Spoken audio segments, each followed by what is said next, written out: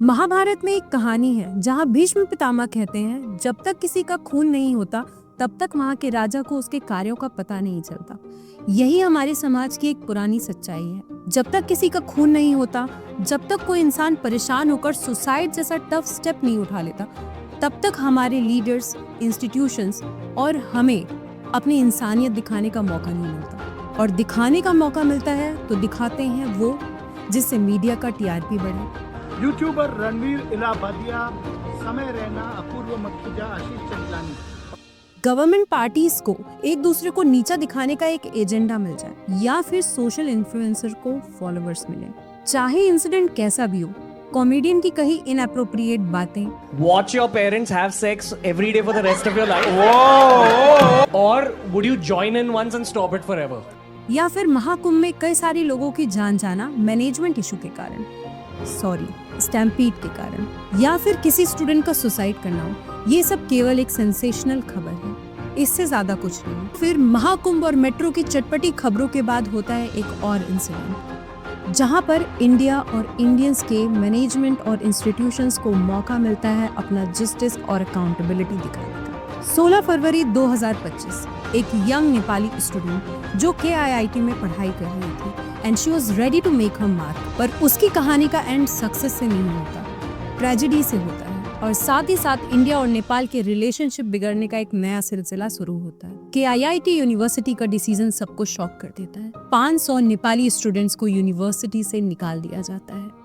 मुझे 102 बुखार था, उसमें आप लोगों ने निकाला है। कहाँ से आए, कैसे आए हम? आधे रास्ते से। आप जानते हैं नेपाल कहाँ पे है?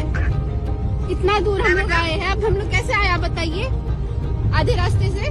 तो क्या लगता है हम लोग 5 मिनट 10 मिनट दूर है, चल पैदल जब मन चाह निकाल दिया, जब मन चाह बुला लिए।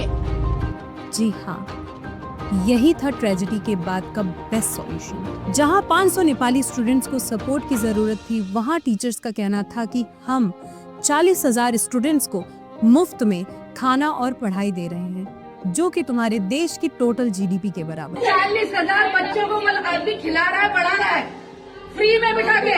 कंट्री का उतना बजट होगा।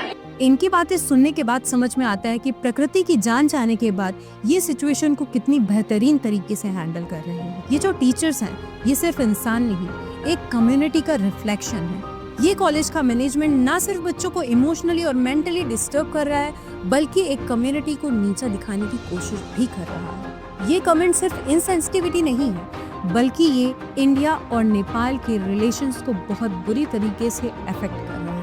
प्रकृति का सुसाइड बस नहीं, 2025 की शुरुआत से जितने भी इंसिडेंट होते आ रहे हैं, ये दिखाती है कि इंडिया की गवर्नमेंट और मैनेजमेंट कितनी केयरलेस रही है। ये सब जो भी हो रहा है, ये हमारे लिए एक सिग्नल है सुधरने का, हमारे एक्शंस को सही तरीके से लेने का। हमको जरूरत है तो वो है इंसानियत की, और इंसानियत में ये नहीं आता कि वो हिंदू है या मुस्लिम है या किसी और देश का है।